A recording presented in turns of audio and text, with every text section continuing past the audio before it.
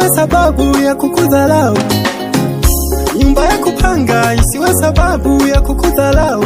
Japo ni kweli umechelewa kupata mtoto, nyamaza usilie. Tunaye Mungu wa Elia atatenda, watashangaa.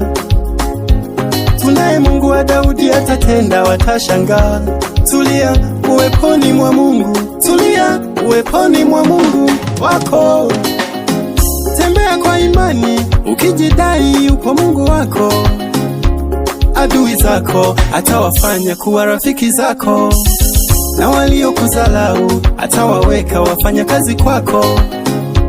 Adui zako atawafanya kuwa rafiki zako, na waliokudharau atawaweka wafanya kazi kwako. Na ndugu zako watajifunza kwako. Mungu wako sio feki.